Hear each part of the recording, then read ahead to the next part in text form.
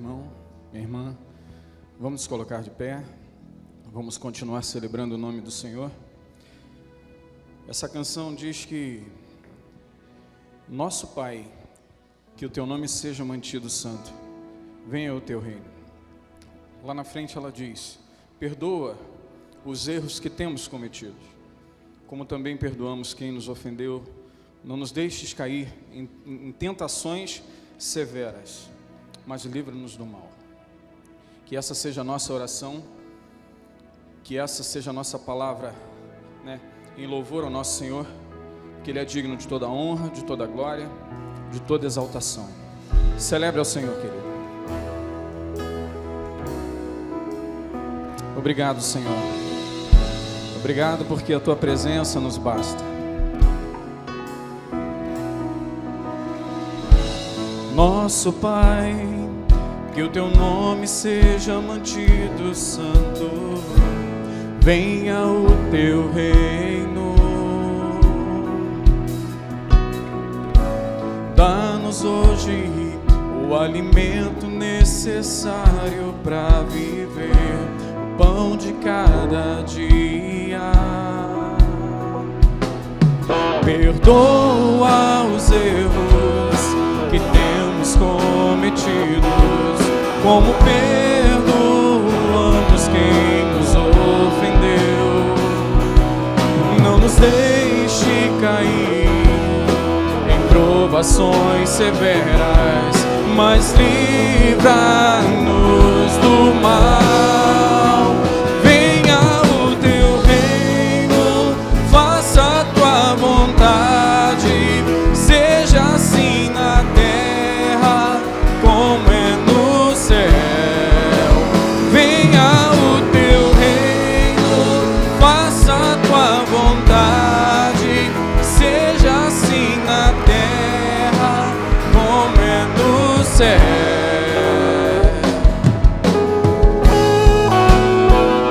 Louvado seja o teu nome, Senhor. Engrandecido seja o Senhor em todo o tempo. Aleluia.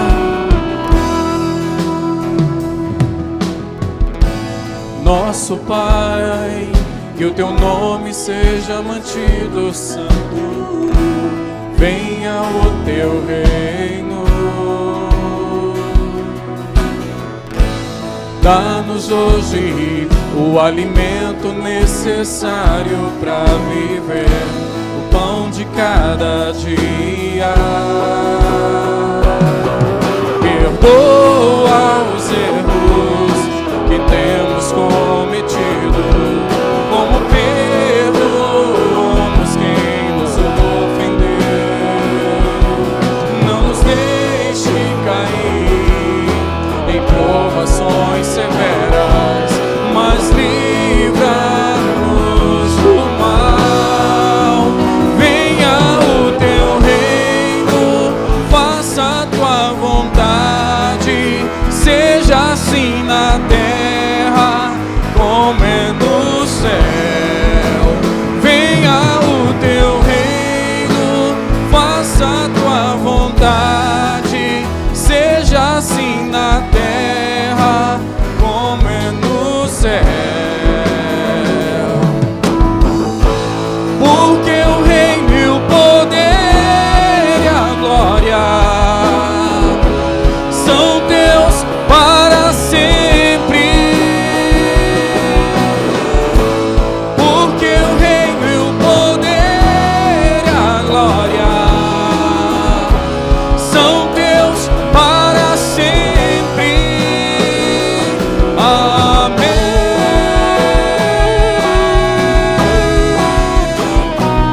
Amém.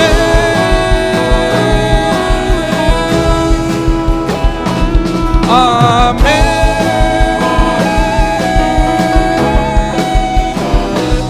Amém.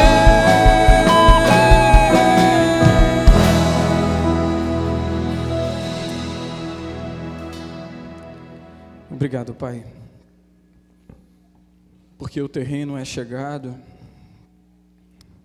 Obrigado porque diante do teu altar nós encontramos o perdão pelos nossos pecados,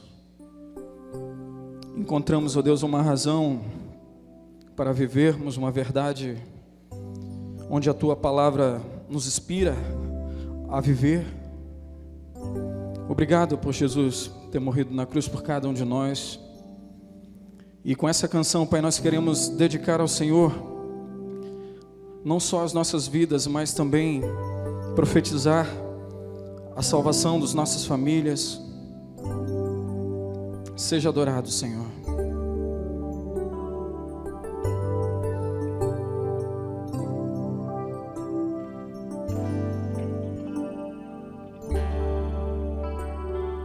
Todo o poder te foi dado no céu e na terra. Todo o poder te foi dado. Aleluia. Deus, o Pai, te exaltou sobre todas as coisas. Deus, o Pai, te exaltou.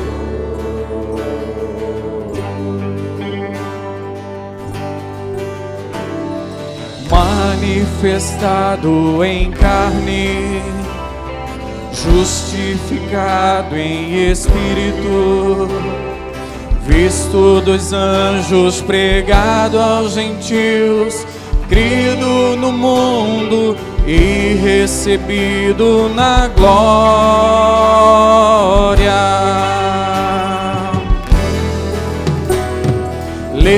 Levantai, ó portas, as vossas cabeças. Levantai-vos, ó entradas eternas, e entrará o Rei da Glória. Quem é este Rei da Glória? O Senhor forte e poderoso, o Senhor poderoso na guerra. Levantai, levantai, ó portas, as vossas cabeças. Levantai-vos, ó entradas eternas,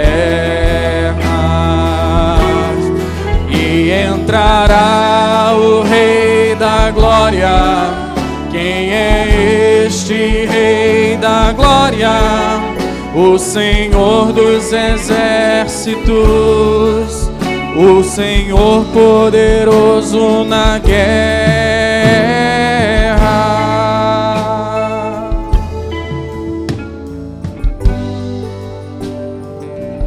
Vamos declarar mais uma vez.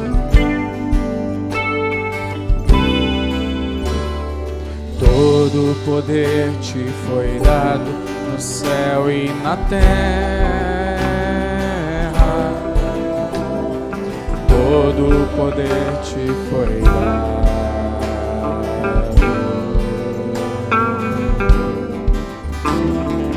Deus, o Pai, te exaltou sobre todas as coisas.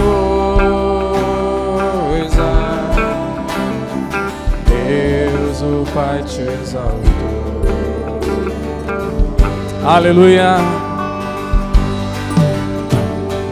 Manifestado em carne, justificado em espírito, visto dos anjos, pregado aos gentios, crido no mundo e recebido na glória.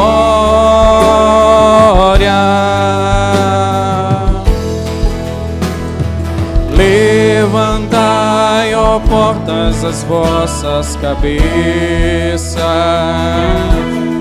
Levantai-vos, ó entradas eternas, e entrará o Rei da Glória. Quem é este Rei da Glória? O Senhor poderoso na guerra. Levantai, levantai, ó portas, as vossas cabeças. Levantai-vos, ó entradas eternas,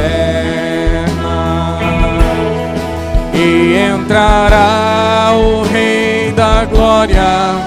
Quem é este Rei da Glória? O Senhor Jesus, o Senhor posto na guerra. Declare Jesus. Jesus, Jesus, Ele é o Rei, Ele é o Rei, Ele é o Rei da glória. Declare que Jesus é o Rei. Jesus, Jesus, Ele é o Rei, Ele é o Rei, Ele é o Rei da glória.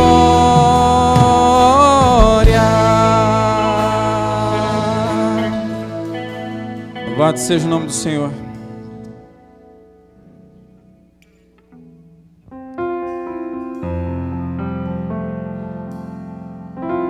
Cobre-me com tuas mãos, Senhor. Independente da adversidade que estivermos vivendo, o Senhor é Deus. Independente, Senhor, da batalha, o Senhor é Deus. Queremos cada vez mais crer nisso, Pai.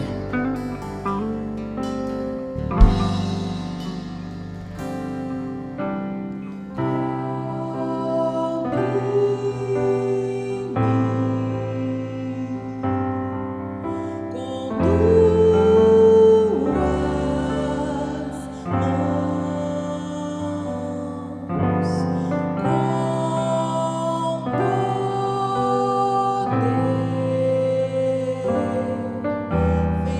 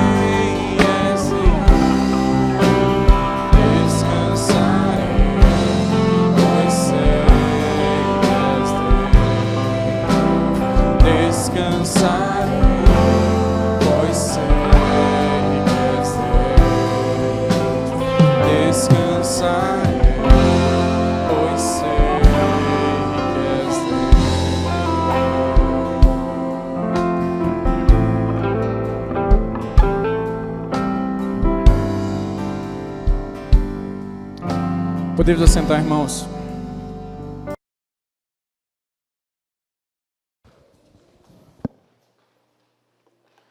Por favor, abra sua Bíblia no segundo livro da Bíblia, o livro de Êxodo. Êxodo capítulo 6, os versos de 1 a 13.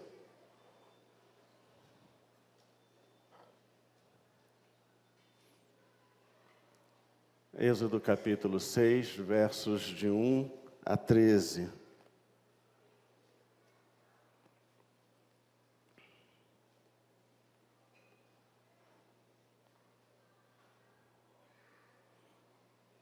Diz o seguinte a palavra do Senhor.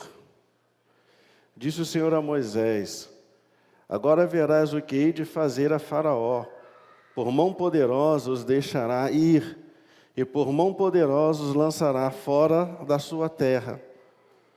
Falou mais Deus a Moisés, ele disse: eu sou o Senhor.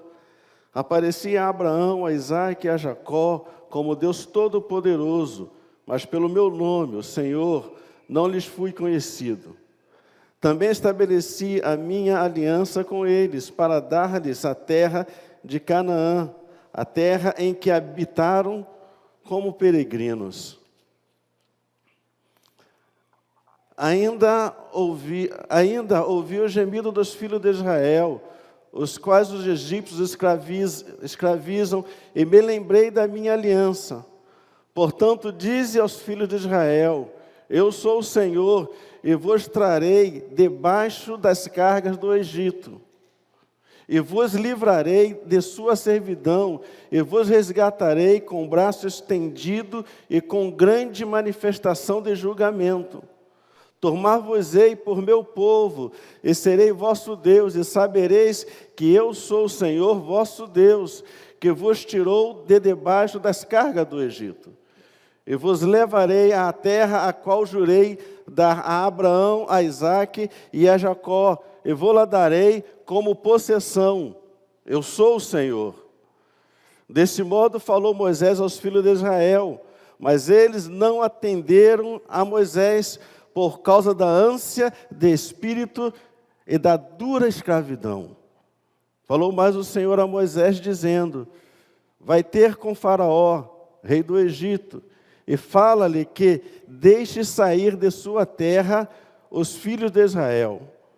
Moisés, porém, respondeu ao Senhor, dizendo: eis que os filhos de Israel não me têm ouvido, como, pois, me ouvirá Faraó?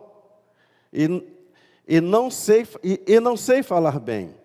Não obstante, falou o Senhor a Moisés e a Arão, e lhes deu mandamentos para os filhos de Israel, e para Faraó, rei do Egito, a fim de que tirasse os filhos de Israel da terra do Egito.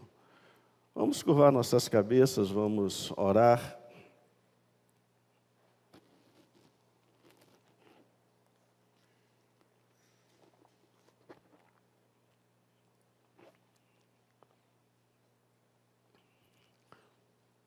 Pai querido, nós queremos suplicar que Tu venhas falar conosco na Tua palavra, venha nos ministrar, nos ensinar e torná-la clara, inteligível, para que possamos aplicar na nossa vida no dia a dia. Nos ajude, nos ensine pelo Teu Espírito. É o que pedimos e oramos, em nome do Senhor Jesus. Amém. Queridos, quando nós olhamos para a história de Israel, nós vemos feitos extraordinários realizados por Deus naquele povo.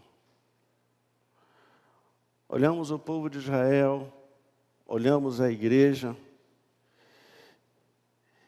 e vemos que é o mesmo Deus que age. Marcião foi um herético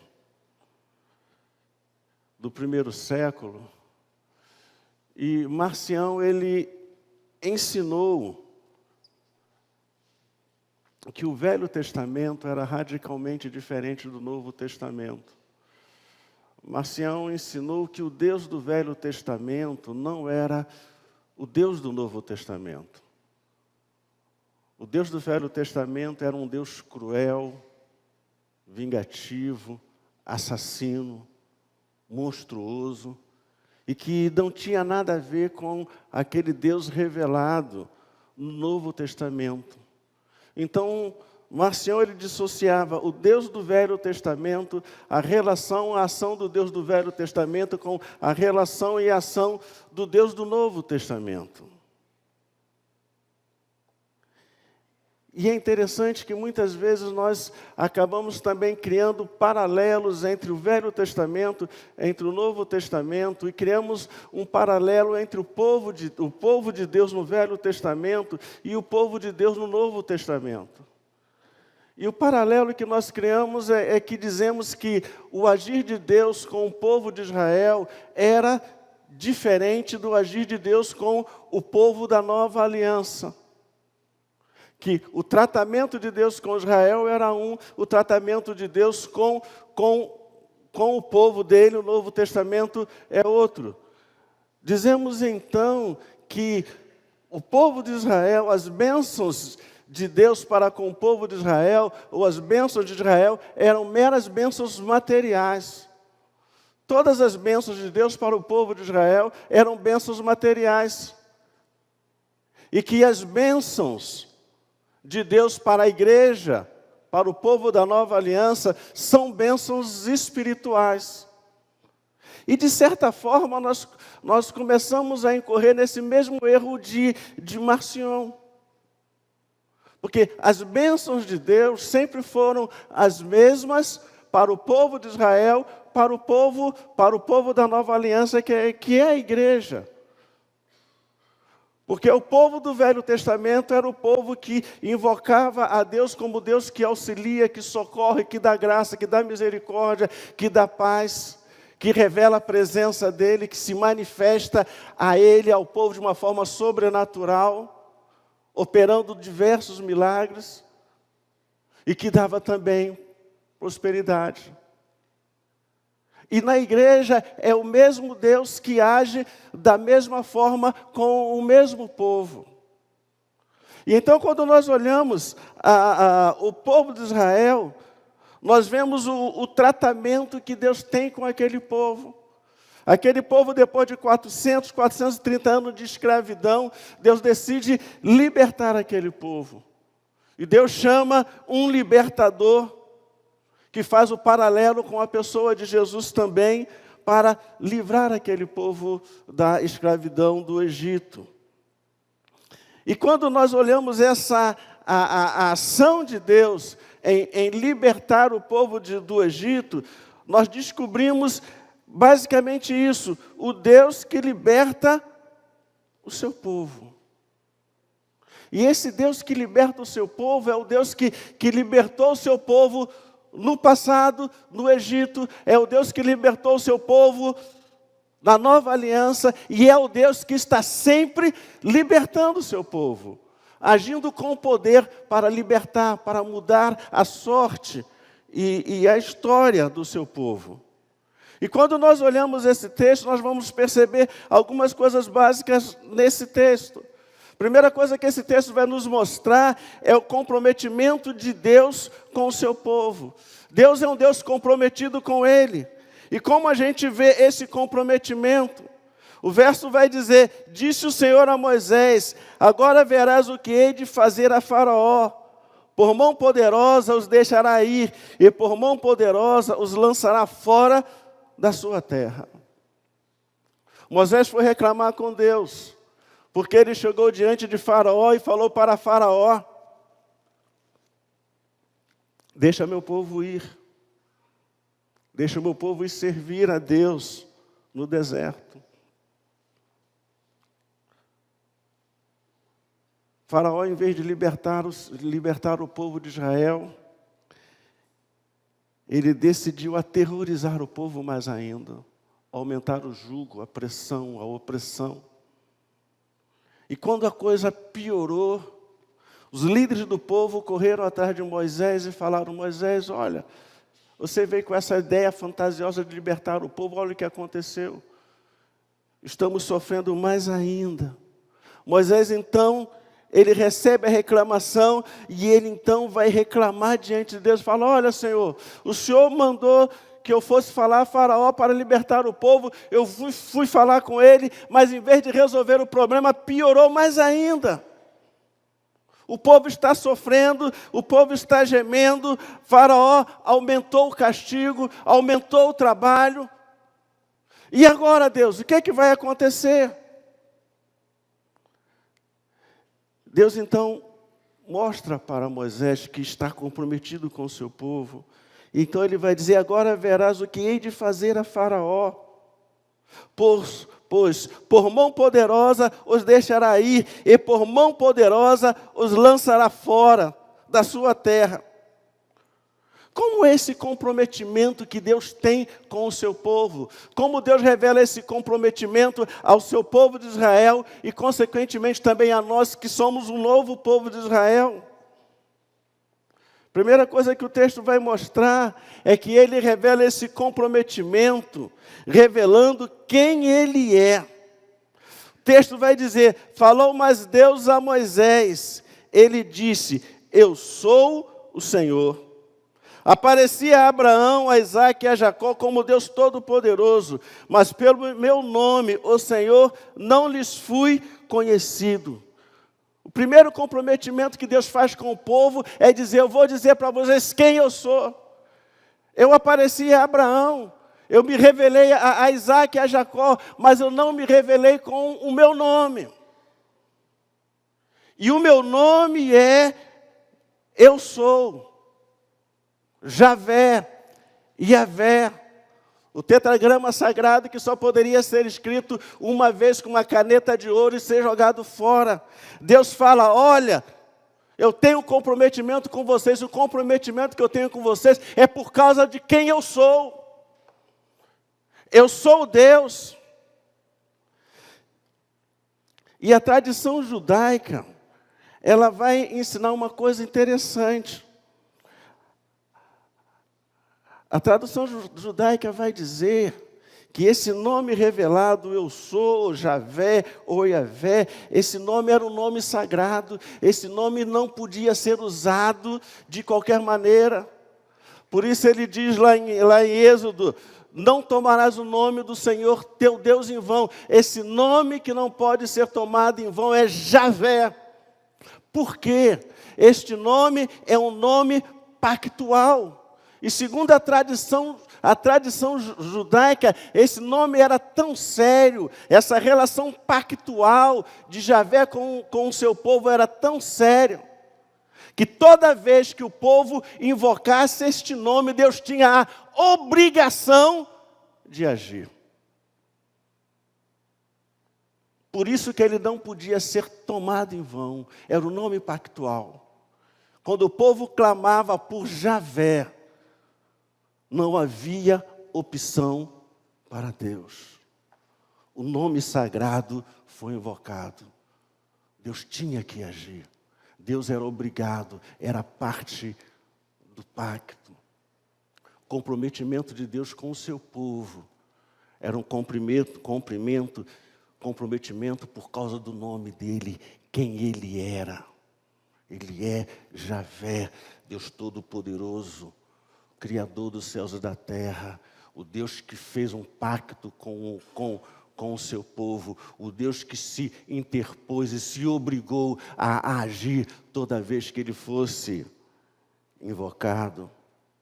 Segundo lugar, o comprometimento de Deus com o seu povo se revela também nessa relação pactual com o seu povo. E ele vai dizer, também estabeleci a minha aliança com eles, para dar-lhes a terra de Canaã, a terra em que habitaram como peregrinos. Ainda ouvi os gemidos dos filhos de Israel, os quais os egípcios escravizam e me lembrei da minha aliança. Deus vai lembrar ao povo que ele tinha uma aliança com ele. E a aliança que Deus tinha com aquele povo era de levá-lo para a terra prometida. Estava estabelecido no pacto que ele estabeleceu com Abraão, com Isaque e com Jacó. Vocês serão peregrinos, mas eu vou levar esse povo para uma terra que mana leite e mel. E Deus é um Deus pactual. Deus é um Deus da aliança, que se aliançou com o seu povo. E Deus cumpre a parte que Ele tem na aliança, porque Ele é Deus comprometido. Eu falei que eu vou fazer isso. Eu falei que eu vou colocar esse povo numa terra que mana leite e mel. Eu falei que eu vou fazer desse povo uma grande nação. Eu falei que esse povo vai ser luz para os gentios. E Deus cumpre o que promete. Por quê? Porque Ele é Deus comprometido. Porque por causa do nome que Ele revelou ao seu povo. O nome que Ele se deu a conhecer. Por causa da aliança que Ele tem com o seu povo. Deus é o Deus que liberta o seu povo. Por que Deus é o Deus que liberta o seu povo? Porque Ele é o Deus que fez uma promessa de libertação. Deus prometeu libertar o seu povo. E Ele vai dizer então, portanto, diz aos filhos de Israel, eu sou o Senhor, eu vos tirarei debaixo das cargas do Egito, e vos livrarei com braço estendido e com grandes manifestações de julgamento. Tomar-vos-ei por meu povo e serei vosso Deus. E sabereis que eu sou o Senhor vosso Deus, que vos tiro da terra, que vos tiro de debaixo das cargas do Egito. E vos levarei à terra a qual jurei a dar a Abraão, a Isaque e a Jacó, e vou-la darei em possessão. Deus tinha uma promessa de libertação para aquele povo. E Ele frisa essa promessa, reafirmando, eu sou o Senhor. E Ele diz, eu vou cumprir a promessa, eu vou tirar as cargas do Egito debaixo de vocês. Eu vou libertá-los, vou livrá-los com mão forte, com braço estendido, com manifestação de julgamento. Tomar-vos-ei por meu povo e serei vosso Deus. E sabereis que eu sou o Senhor, vosso Deus, que vos tiro de debaixo das cargas do Egito. Como Deus faz isso? Como Deus age dessa maneira? Abra lá sua Bíblia em Êxodo capítulo 3. Êxodo capítulo 3, os versos 7 a 9.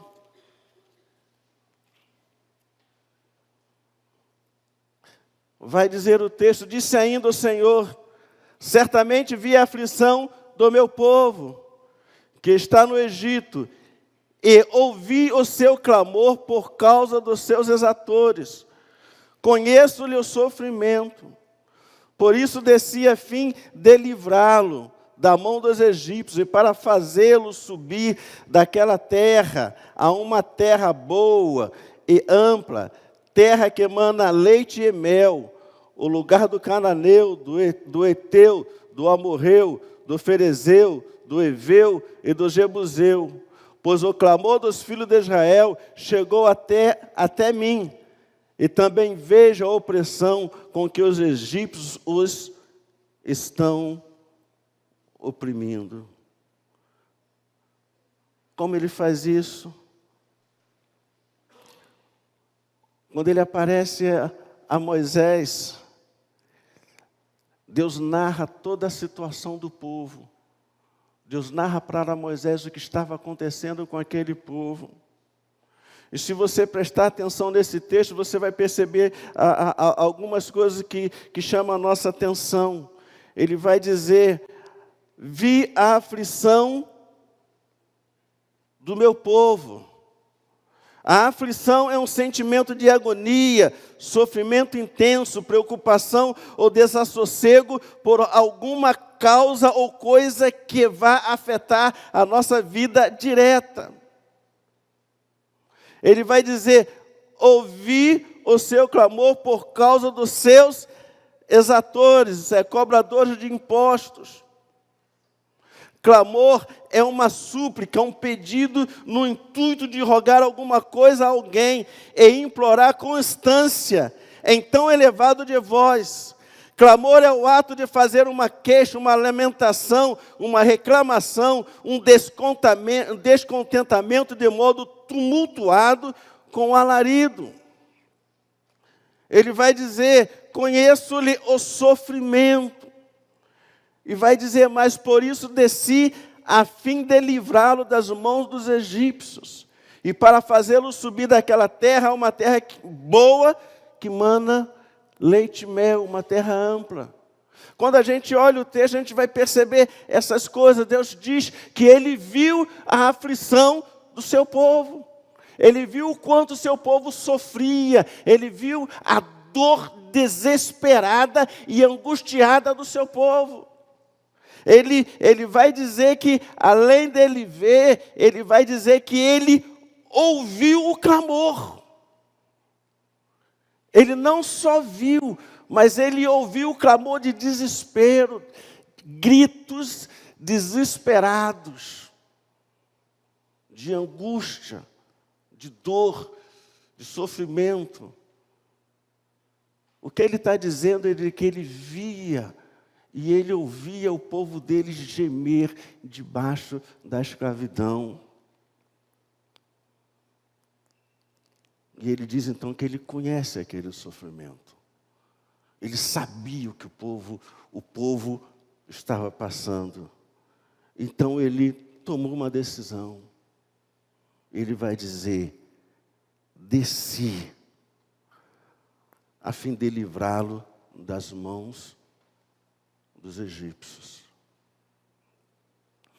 Mas eu queria que você percebesse como a coisa acontece.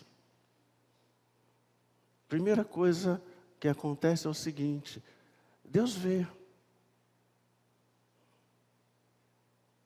Deus vê o que está acontecendo. Ele não está indiferente à dor e ao sofrimento do seu povo. Nem ao povo de Israel no Egito, nem a nós hoje.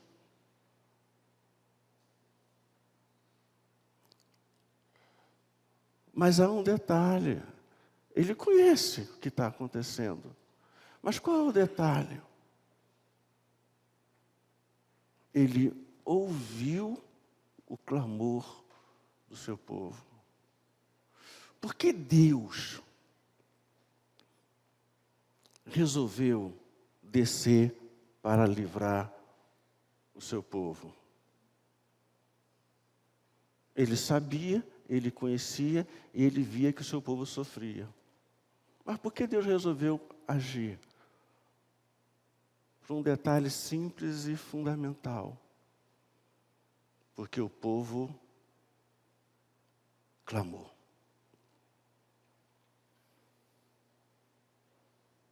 O povo clamou.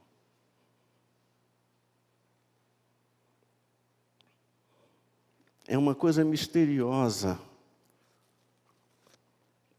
inexplicável, que Deus decidiu agir só quando o seu povo clama. Ele vê, ele sabe o que está acontecendo com você, ele sabe a extensão da sua dor, do seu sofrimento, mas se você não abrir a boca e clamar, não vai acontecer nada. Deus reage ao clamor, à oração do seu povo. E ele diz que quando o seu povo clamou, ele decidiu agir para livrar o seu povo. Ele via, entenda isso, ele via como ele vê o que está acontecendo com você. Ele sabe todo o seu drama, toda a sua dor. Ele conhece o seu problema. Mas Ele só vai descer para intervir se você gritar, se você abrir a boca, se você falar, Deus está doendo, se você falar, Deus, eu preciso da sua intervenção, se você falar, socorre-me, Deus, livra-me, venha ao meu encontro, muda a minha sorte, muda a minha história. Se você estiver sofrendo, mas ficar de bico calado, de boca fechada, se você não manifestar a angústia da sua dor ao Senhor, Ele não vai fazer nada, não vai acontecer nada. Quando aquele povo começou a clamar, Deus decidiu cumprir a promessa dele de agir a favor do seu povo. Terceira e última coisa que esse texto vai chamar a nossa atenção. Primeiro, é o comprometimento que Deus tem com o seu povo. Deus é o Deus comprometido com o seu povo, por causa do seu nome, por causa do pacto que Ele tem. Deus é o Deus que tem promessas de libertação para nós. E Deus, em terceiro lugar, o que a gente vê é a atitude do povo diante da promessa de Deus. Deus disse, eu vou descer, eu vou livrar. Vocês clamaram, vocês invocaram, vocês buscaram, vocês estão sofrendo e vocês precisam de uma intervenção. Eu vou fazer isso. Como o povo reage? O texto vai dizer, desse modo falou Moisés aos filhos de Israel. Moisés foi lá ao povo e falou, olha, vocês oraram, vocês clamaram, Deus viu o que estava acontecendo, Deus conhece o seu sofrimento, Deus sabe o que está passando com vocês, e Ele decidiu agir a seu favor, Ele decidiu quebrar o jugo do Egito sobre vocês, e decidiu levar vocês para uma terra que mana leite e mel. Ele vai mudar a sorte de vocês, Ele vai mudar a história de vocês, isso aqui vai ser passado. O que acontece? Olha o que o texto diz, desse modo falou Moisés aos filhos de Israel, mas eles não atenderam a Moisés por causa da ânsia do espírito e da dura escravidão. O que acontece? E o que acontece com aquele povo é o mesmo que acontece com a gente. A gente clama ao Senhor, a gente busca o Senhor, mas a coisa aparentemente se torna tão difícil que a gente não consegue acreditar mais que algo vai acontecer. O povo se recusa a acreditar na promessa de Deus. O povo olha para os seus problemas e se recusa a não conseguir, e não consegue acreditar que alguma coisa boa pode acontecer para mudar a sua sorte. O povo clama, o povo implora, o povo ora. Deus diz que vai fazer, mas ele não consegue acreditar, ele se recusa. Não vai acontecer nada. Não vai mudar nada, vai continuar do mesmo jeito que está. É um povo que clama, mas não acredita no Deus que pode mudar. É um povo que chora, é um povo que se prostra, é um povo que se derrama, mas ao mesmo tempo ele pensa consigo mesmo, nada vai mudar. Eu estou clamando, eu estou orando, mas eu tenho certeza absoluta que Deus não vai fazer nada. A minha situação não tem jeito. É um povo desanimado, sem esperança, indiferente. E é muitas vezes assim que a gente se encontra. Diante das impossibilidades da nossa vida, diante das crises que se abatem sobre nós, diante de um futuro que parece turvo, mesmo quando a gente lê a palavra de Deus, mesmo quando alguém ministra para nós e diz que Deus tem algo a fazer na nossa vida, a gente não consegue acreditar. A gente não consegue acreditar que algo bom pode acontecer. Mas a questão é como Deus reage à indiferença e o desânimo do povo. Como Deus reage? Moisés foi lá, falou para o povo e falou para Deus: Deus, olha, não deu jeito não. O povo não acredita. O povo está desanimado. Como Deus reage? O verso 11 vai dizer que Deus, ele ordena a Moisés ir falar com o faraó. O verso 11 vai dizer: falou mais o Senhor a Moisés, dizendo: vai ter com o faraó, rei do Egito, e fala-lhe que deixe sair de sua terra os filhos de Israel. Ele vira, ele chega para Deus: Deus, eu fui lá, falei com o povo. O povo não acreditou, o povo não acredita mais. O povo está desanimado, desesperado, e o povo não acredita que eles serão livres, que eles vão sair daqui, que eles vão para uma terra, que mana leite e mel. O povo não acredita na sua promessa, o povo não acredita no que o Senhor diz. O que Deus faz? Deus vira para Moisés e diz: olha, vai ter com o rei do Egito, e diz para ele: deixa o meu povo ir, deixe sair de sua terra os filhos de Israel. E aí Moisés pensa o seguinte: acho que Deus não entendeu nada. Deus não entendeu nada. E ele então diz no verso 12: Moisés, porém, respondeu ao Senhor, dizendo: eis que os filhos de Israel não me têm ouvido. Como, pois, me ouvirá Faraó? Eu não sei falar bem. Moisés chega para Deus e diz: Deus, a causa está perdida. O povo não acredita em mim e não acredita no Senhor.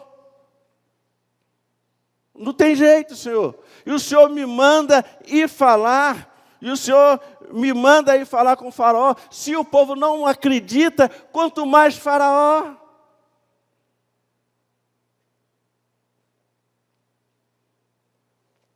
E o interessante do texto é que Deus, ele se torna profundamente indiferente ao que o povo diz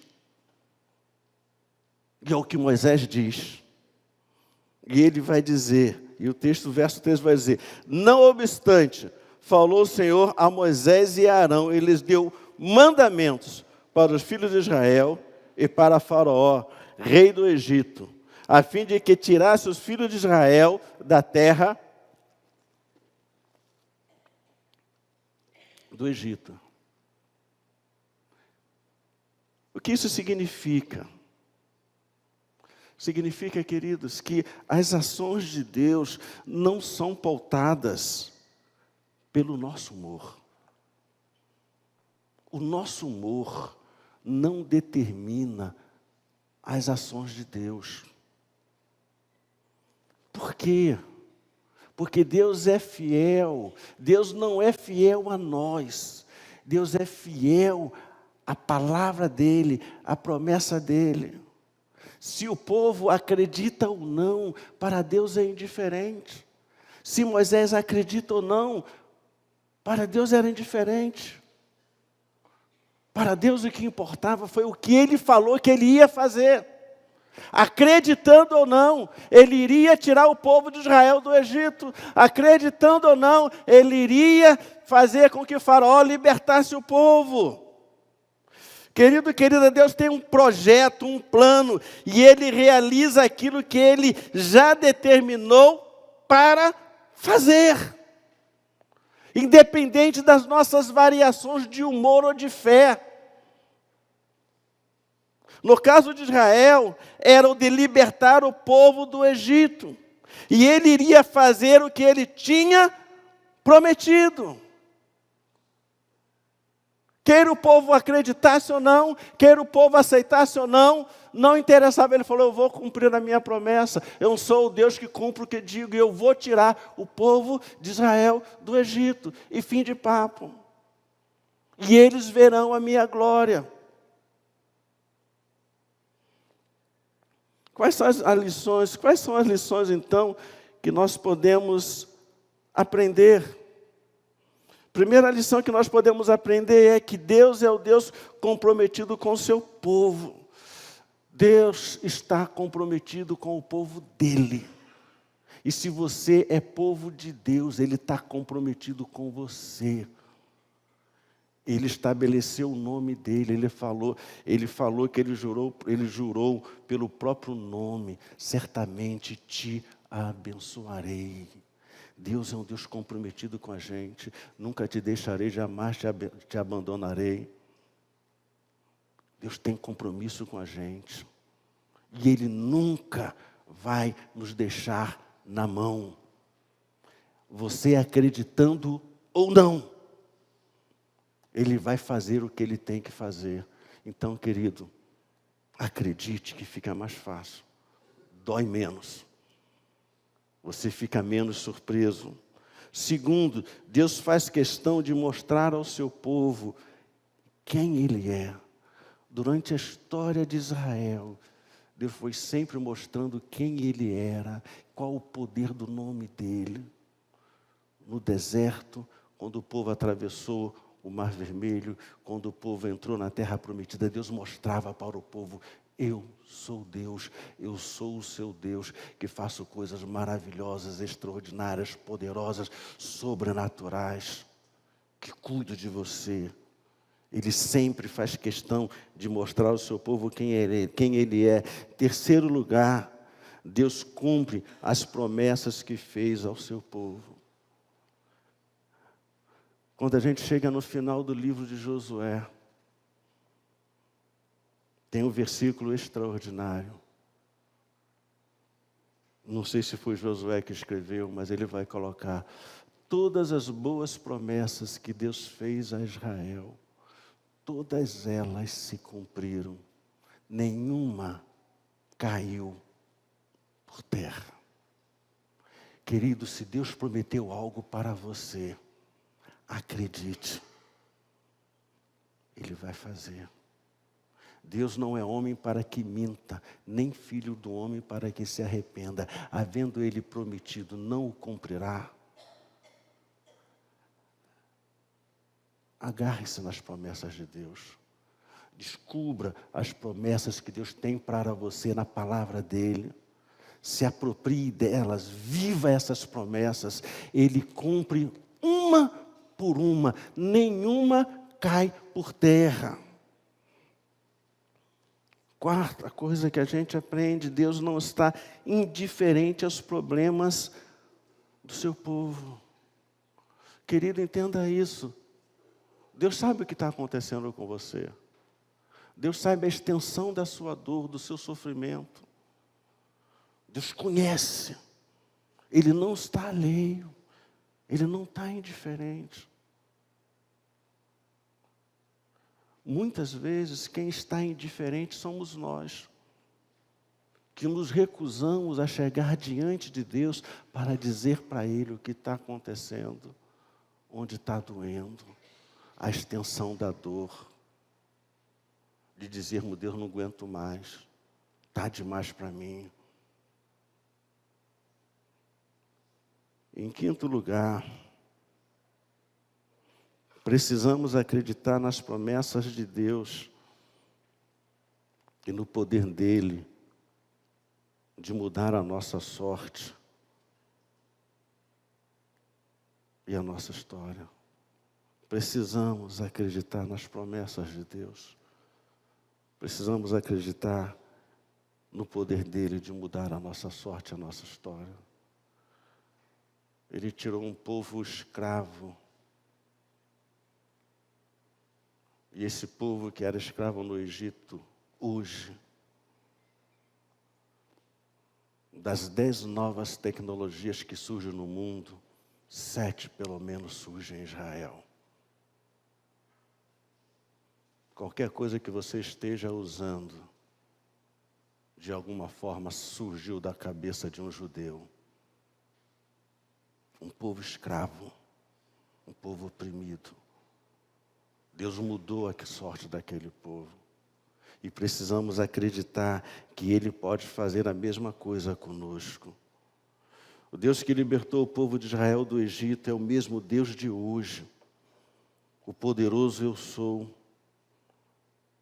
Ele é o mesmo ontem, hoje, o será para sempre. Deus não mudou. E não deixou de ser Deus.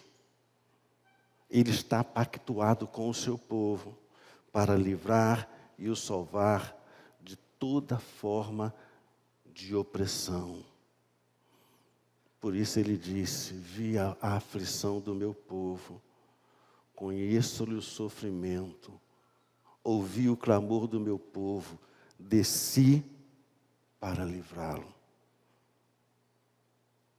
Deus conhece e vê o que está acontecendo com você, mas também é preciso que você clame a Ele. O nosso Deus não é o Deus de Marcião. O mesmo que Deus fez com Israel, Ele faz conosco, com o povo dEle. O poderoso eu sou, Javé. Ele se revelou no Novo Testamento dizendo: eu sou Jesus. É esse Javé, é esse nome poderoso, acima de todo nome, que quando invocamos com fé e acreditamos, as coisas acontecem. Sabe por quê? Porque o compromisso dele é o Deus que quer libertar o seu povo. Entenda, ele quer libertar o seu povo.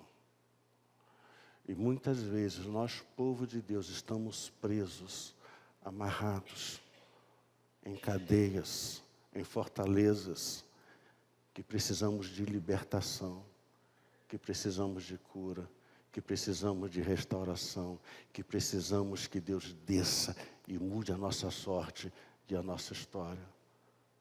Mas para isso, é preciso clamar. É preciso dizer: Deus, socorre-me, me socorra, me ajude, me livra, muda a minha sorte, me liberta. Curva a sua cabeça.